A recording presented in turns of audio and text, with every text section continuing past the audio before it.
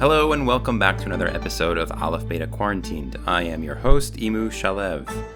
Today I wanted to invite a special guest, a friend, coworker, and content creator here at Aleph Beta, Rabbi Ami Silver. Ami, thanks for joining us. Hey Imu, it's great to be here with you. Ami is one of the most thoughtful people that I know. He is very wise, he is very brilliant, and I am grateful to have worked with him for the past year or more, actually, on a lot of courses here at Aleph Beta concerning prayer. Is that right, Ami? Yeah, been a good year plus on and off. We worked on some courses on brachos, on Tefillah in general, and most recently, Ami Silver is working together with Rabbi Foreman on an expansive piece on Shmona Esrei, which I can tell you from some peeks behind the scene is really, really incredible and mind-blowing. Now, I wanted to invite Ami to chat with me about prayer during this really difficult time. Now, there's a lot of things I want to talk to him about. I think prayer during the age of coronavirus has really, really changed for us. Many of us are used to experiencing prayer as something communal, something that we do in shul and synagogue, for some of our listeners in church. And right now, for obvious reasons, we can't experience prayer that way. Prayer also may feel more urgent. For many of us, we're praying for sick people that we know or that friends of friends know. I know that for many people who are used to praying for one or two people who might be sick in their lives, they now have lists, entire lists full of people that they're praying for. And for others, prayer is really difficult to do right now.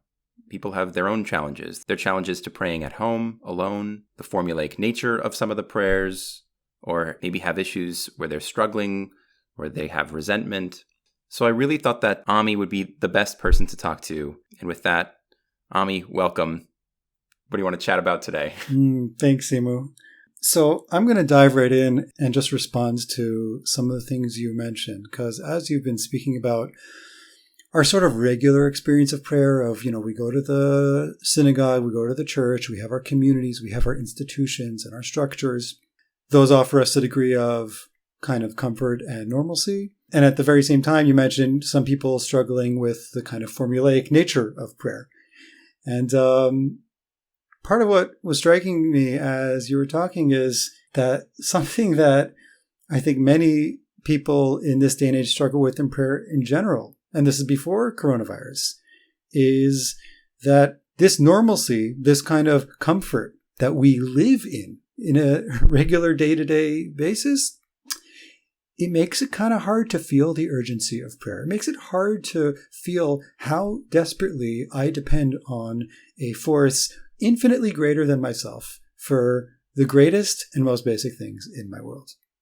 And in a sense, our religious and communal structures, well, I'm not trying to downplay their importance and deep, deep value that I cherish. I mean, just for listeners, I've served as a communal rabbi for a number of years. Like, this is something I do and believe in and, ally with. And at the very same time, the comfort that we live with might also have to do with some of our challenges with prayer.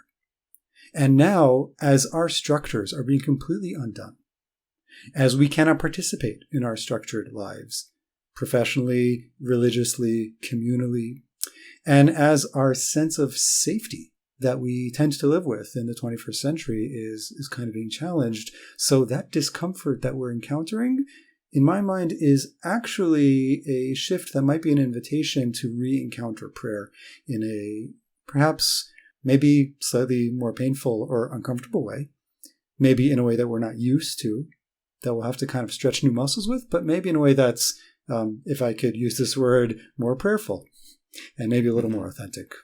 So you're saying that to some extent, this crisis, it sort of shakes the moss off of the existing institutions that we may have gotten a little too used to, the institutions that are there to facilitate prayer, the prayer books, the codified prayer, the fact that we go to shul every week, all that stuff is stuff that we may have relied on for a little too long. And and currently this crisis sort of renews our relationship to prayer in some way. You want to tell me a little bit more about that? Yeah, sure. Here's what I think is a helpful framing. There's actually a debate in Jewish law and halacha of whether or not there's a biblical command to pray. Because for all those Bible scholars out there, you may have noticed that it never says in the 5 books of Moses, thou shalt pray to me every day, right. Much less 3 times a day, with this many people in the room, etc. Just to cut you off, it's funny that you actually say it that way, right? Because wouldn't it have been awkward if God had said, thou shalt pray to me? Right. Right. Right. Oh, that's what you're about. Okay. Yeah. And I think you're actually touching on some of the kind of intricacies here, because so on the one hand, we have a command, a mitzvah to pray. It's rabbinically codified. There are those who say that it's biblically commanded in some way to serve God with your heart. And there are others who say, you know what? The Torah itself, the direct word of God doesn't say to us, you have to pray. It's actually a given. It's kind of wired in the creation, and it's a gift that's given within the creation, that we have this intuitive sense of turning to God, and that God here in a natural, organic way is there to listen, is here to be in relationship with us. And that's in a sense the heart of prayer in the most kind of granular, core sense. That's wild. That's a really interesting formulation. Prayer is a gift. It's a gift. It's not a command. The being from which we all emanate, our Creator, is going to listen if we want to talk to Him. And is here to be with us, and we're here to be with our Creator. Now, there is agreement across the board, though, that there's a biblical command to cry out, to, in a sense, thunder the heavens in a time of need, in a time of desperation. Torah talks about times of crisis of war. Later sources talk about times of famine, times of drought, and times of plague, of illness. And that's an agreed upon time when there's a mitzvah to pray, where, you could say, okay, so go back to that question. Are you commanding me to do this? In a sense, it's so self-evident, I think, at a time of crisis that people naturally are calling out. And part of why this is on my mind is, to go back to the sort of discomfort and in a sense, anxieties that we're all facing right now. It actually puts us into that place of we're shaken up. We're shaken up. And prayer is actually an outlet and a way to express those anxieties and communicate them. So here already, I'm going to kind of take us one step further, okay? Because I mentioned prayer as being sort of a, let's say, axis of relationship, kind of the dialogue between me and my Creator, between me and the one who's in charge of all, whose hands my life is in. So in a sense, when I'm facing these anxieties, and the natural place that puts me is to feel afraid, alone, isolated. Here we're even choosing to isolate ourselves in extreme degree. These all add to our sense of discomfort and kind of loss of a sense of belonging in life and in this world as we're used to. So from this very place of sensed kind of aloneness and maybe confusion, we can actually use that as a basis to communicate with God and actually foster a relationship that can cut across or even kind of envelop our anxieties. The anxieties aren't necessarily going to disappear, but we can speak those anxieties to the one who is still holding us here, to the one who is with us in this breath as God was with us in that breath when we were at our shul and prayer services as we're used to. Like, in a sense, God doesn't live in the synagogue right now. And God never only lives in the synagogue, but we are encountering that in a more profound and more immediate way right now, which I think is, yes, it's disruptive to the prayer life that we may have been used to, but it's also maybe even closer to the core of a life of prayer and a prayerful kind of relationship with God.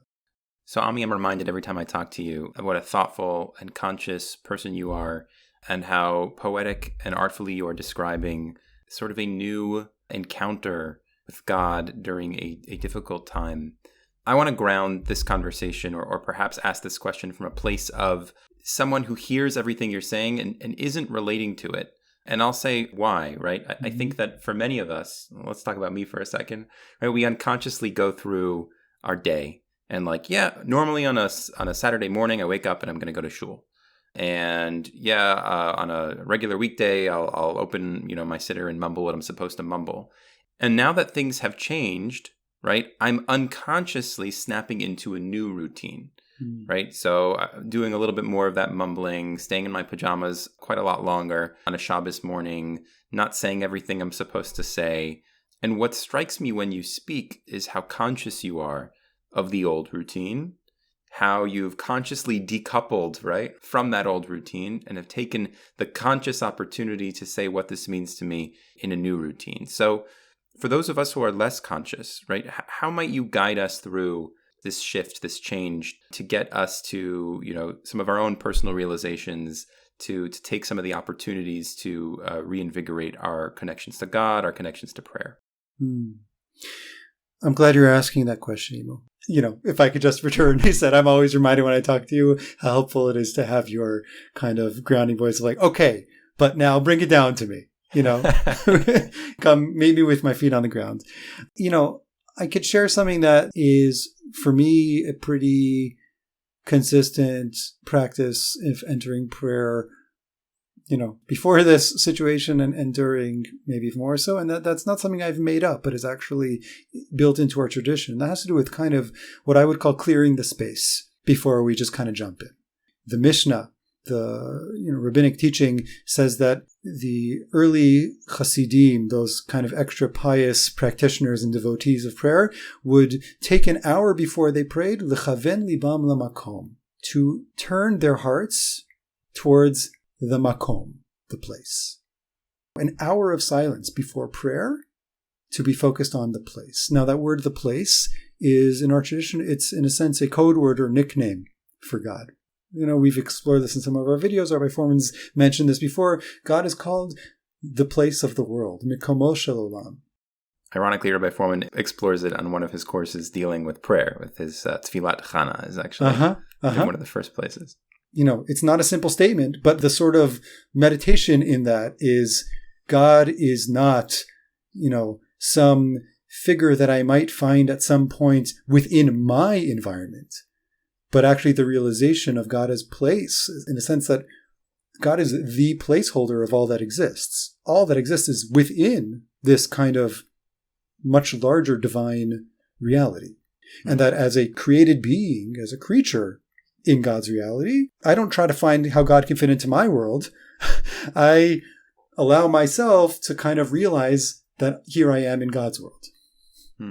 Now, to ground that in a very simple way, the actual kind of halachic practical application of that is that when you show up to pray, you sit in place for a few moments. Just clear your mind a little bit. And maybe more colloquial English translation of hamakom, of this name of God, presence. To turn my heart to presence, to bring my attention to what is present here, to this presence that I am now in. And, that's actually codified Jewish law. I'm not the kind of, rabbi who likes to tell people what to do or what the laws are. That's not, you're a lawyer by training, you. I'm not. But the actual practical guideline is before you pray, don't just jump in, get present and let your attention just sort of settle into presence. Now, if I can do that, I can clear my thoughts and my thinking about like what I need to do, what I don't want to do, what I'm distracted by, what I'm... It can go on and on and on and on. How tired I am, what I have to do on my to-do list later, what I have to do even now to get through the tefillah. Like, don't even think about the tefillah. Don't think about anything. Let your mind just become conscious of what's here right now. Ground yourself in this moment. And the rabbis are teaching us, before you do that, your prayer doesn't have a space to really kind of enter in. Your prayer doesn't have a kind of container for it because you're just kind of caught in your mind running. And the words that you pray are just going to be another part of that, more likely than not. Yeah, I love what you just said on like three levels. On one level, there's ritual.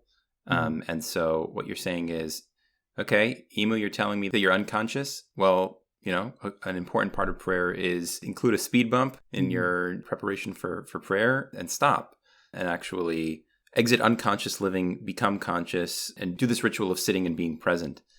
On another level, I loved what that did for me, the paradigm shift of sheyechaven libam lamakom. That's very powerful because I think the way many of us treat prayer, or maybe even treat God is a being in my universe to whom I need to pray. Yeah, he's really powerful. Sure, he's my creator, but, I exist in my universe and that car over there exists and this desk exists and God exists. But the paradigm that says, no, if you experience God as separate, if you experience him as other, you don't quite get it, right? L'chavenet libam lamakom is such a poetic phrase. Makom, right, means that he's your place. And so, right, we all exist within God. Everything exists within God. And that itself is just earth-shattering when you realize that. I mean, literally earth-shattering. Because the only way you could possibly ignore God or feel uncomfortable praying is if you mistakenly live in a world where you've othered God, or you even consider yourself as separate. You can say, I exist separately. I have a separate source. And sure, I need to pray to that powerful being, as opposed to I need to realign, and this is that word lechaven, which, right, is the source of the word kavanah, which we interpret as intentional. Actually, in Hebrew is the word for aligning yourself or a direction, like a kivun, right? Mm-hmm. So it's sort of that word makom, right? You need to there's a makom, this place. Mm-hmm. And if you're out of place, you need to realign. You actually need to snap into place. You need to understand that who you are emanates from place. Reorienting is also a word coming to mind now. Yeah, reorient. And in that sense, actually, tefillah, and this is what clicked for me when you were talking, tefillah is a gift. Meaning, if you're struggling and it's difficult for you to pray, that might even be the whole point in the preparation, at least, where you're out of alignment. And part of the reflection is to realign yourself with the source of it all, with the place of it all. Mm-hmm. Then there was that third level, which I think sort of comes from your beautiful explanation, which is a reimagining or a renewal for what a poor experience of prayer might look like. So what I sort of felt like you did was you gave permission to not have a rote experience of prayer, right? Mm-hmm. You actually are not meant to focus on the outcome of, do I need to say all these things, or did I get them all said and done, right? There's something to what you're saying, which I'd love you to say more about what prayer really is, right? If you're coming into prayer with a goal, need to say this and that and that and this, and need to do it this way, and if I don't get the check mark, right? It feels like you're giving me some sort of level of permission to not engage in prayer that way, but to do something much more authentic. Can you say more about what that is? So if I want to kind of go back to these instructions from the Mishnah and kind of go from there, to take my cue from there. So it sounds like if the frame of prayer is being present with God and then kind of communicating or somehow being in relationship in presence. So prayer then would be the sort of expression or process of me expressing myself to God in presence. If this all sounds kind of abstract, I want to make this a little more kind of concrete for people. Think about a conversation where you're talking to somebody, but neither of you is really listening that much. We know what those conversations are like. We have them all the time. And think about a conversation where you're speaking with somebody and you're both really attentive to one another. You're both really listening.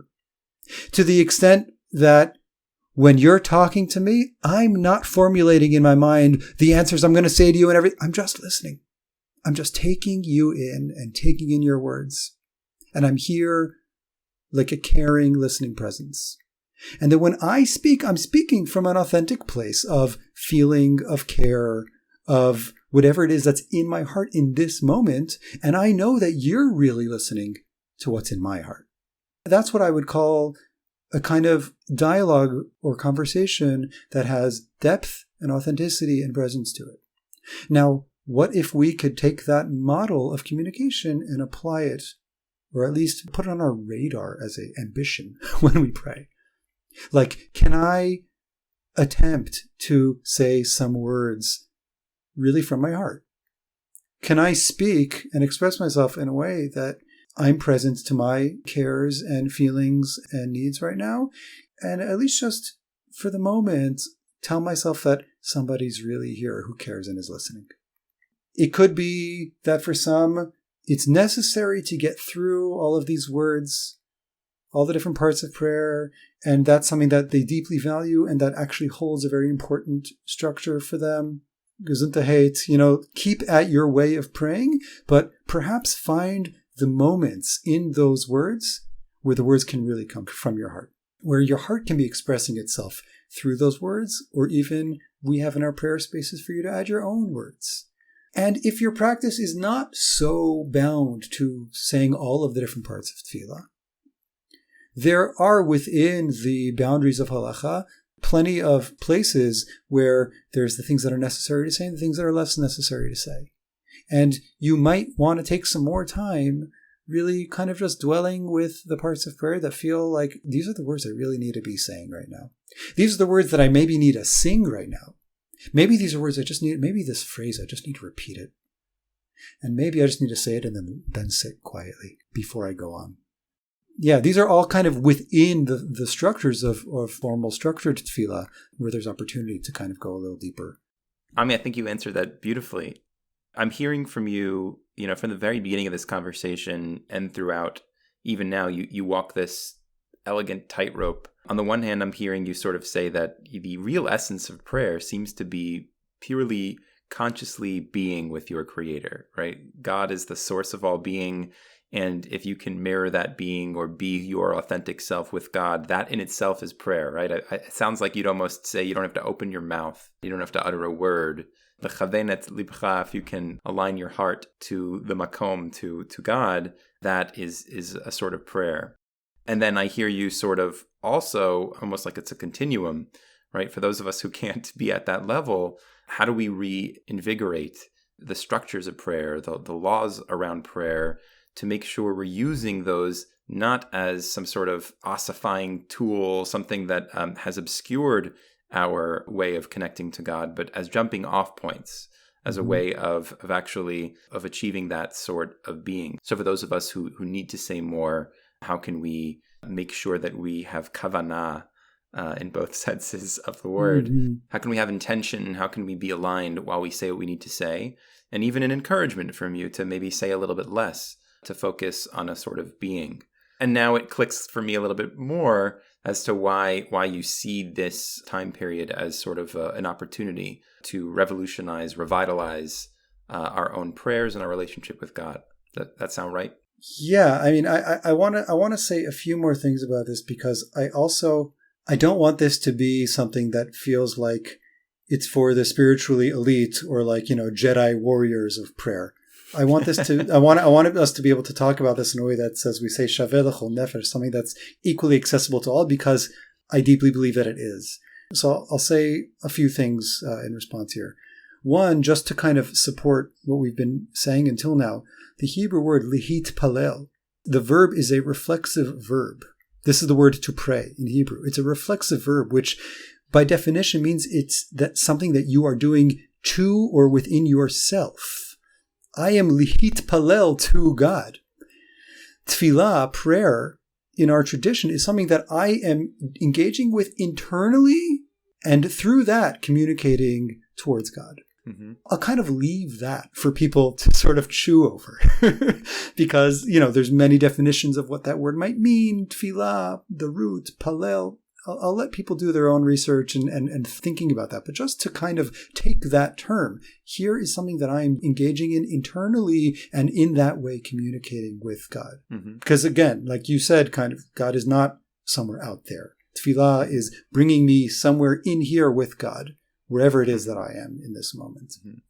But the other thing I want to say is, if I were to kind of describe what we've been talking about in like one sentence, my understanding of tefillah is that it's meant to bring us into the present in a deeply felt and caring and communicative way.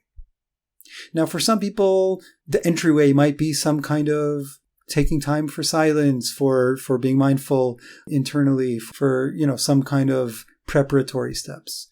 But I also really believe that if I'm simply allowing myself to feel and express the deep need that I have in this moment, even my crisis that's here, if I can just give some space for that to be here, and I can just speak that, pray that, cry that, feel that. So I'm here when I'm doing that. I am fully present. I'm not distracted by other things. I'm not kind of like dispersed all over the place. This is my current reality. So, it's, what is my current reality? Can I express my current reality to God and, in a sense, bring myself to be here with God in what is here? I want to give one more example of this, and this particular relevance, I think, to what we're dealing with collectively and for some people individually or within their own families and circles. And that's to do with prayer for sickness. Surprisingly or not surprisingly enough, the very first time we find the word lihit palel in the Torah, to pray, to daven, is in the story of Avraham and Sarah visiting King Avimelech of Gerar. And this king, this is in Genesis chapter 20, for those of you who want to look. Avraham says that Sarah is his sister. Avimelech takes her, and God appears to Avimelech in a dream and basically says, I'm going to kill you over this woman. The Midrash expands and says that Avimelech and his whole kingdom, they all get plagued. They're all ill. And then basically God says to Avimelech, turn to this guy Avraham. He'll pray for you and you will live, and give his wife back. Return her to her husband. Don't keep her in your palace anymore. So it's actually very striking to me that our first encounter with this word lihit palel. Prayer for an enemy. It's a prayer for an enemy. Interesting. Is Avimelech an enemy there? Huh? He's a threat of sorts. But even more so, Avraham is praying for somebody else to be healed. He will pray for you and you'll live. And if he doesn't pray for you, you're not. The first prayer is somebody praying for somebody else's wellness and healing and protection. Interesting. I want to take that one step further, which is that the rabbis say that the divine presence is hovering above the head of a person who's ill. The Shekhinah lemala meroshotav shel hacholeh.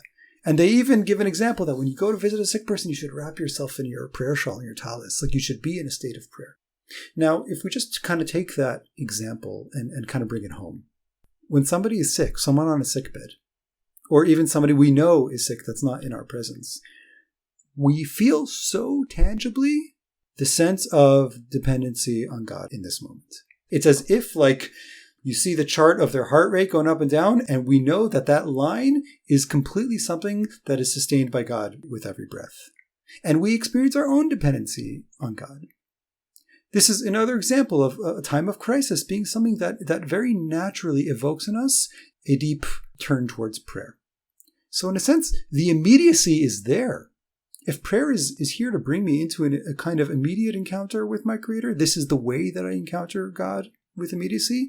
So the prayers for health and healing are a very direct way that we experience that.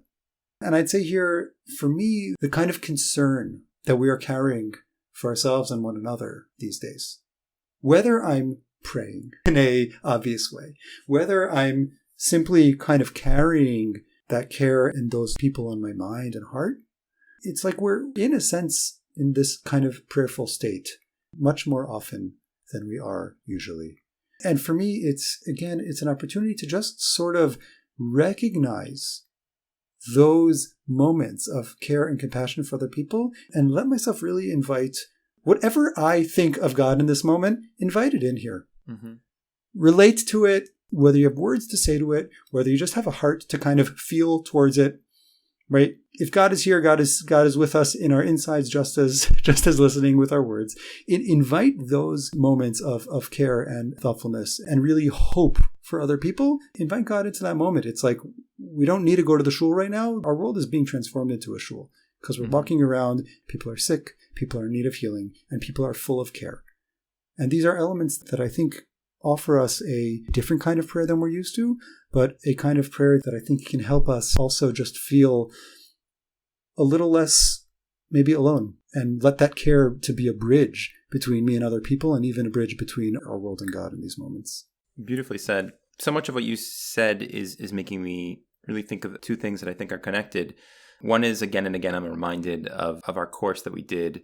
It was a Rosh Hashanah course, but it was on Tefillat Chana. We'll link to that in our show notes. But it's this course on the template upon which Chazal, our sages, build prayer.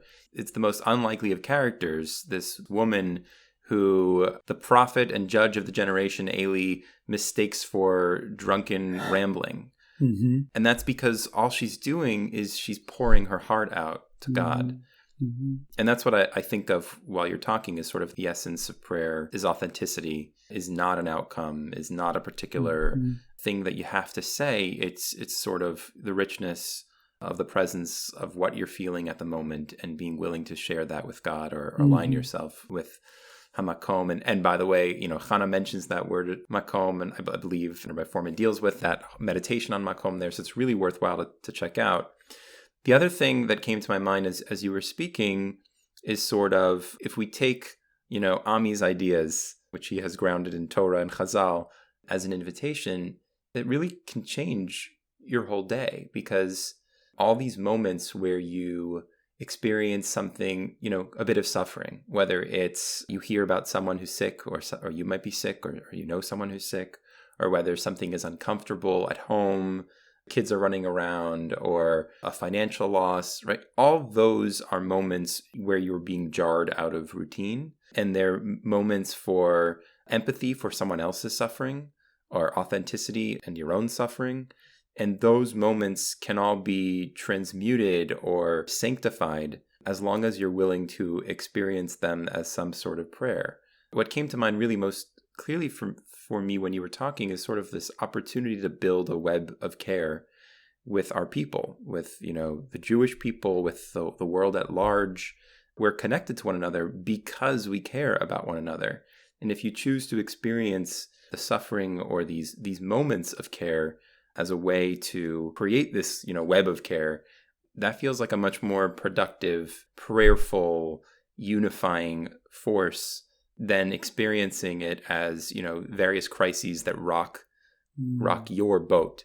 Mm-hmm. And I keep being reminded of what you said of lechaven el hamakom, because if you are tethered to the place, you can't get rocked. So because there you are. Because there you are, right? Right. Mm-hmm. Ami, I have to admit that before we sat down, I was kind of dreading this conversation.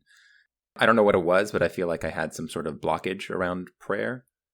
I guess unconsciously I was struggling with a lot of the issues you brought up. So I figured I'd go into this as the interviewer and let Ami, the Tefillah expert, kind of guide us. But as you spoke, I really felt a lot lighter. You helped me realize that I was struggling with things I didn't even know I was struggling with. Why I might be having a hard time stopping my daily activity to sit in prayer.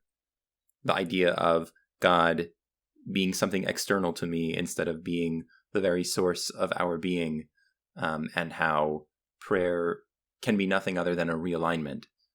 I found that really inspiring and really impactful. So this really meant a lot to me, and I hope it mattered to other people as well. Final response here, Imu. I'm not an expert here. I think the point of what I'm trying to communicate here is that when it comes to prayer and reaching out to God, there are no experts, and we're all experts.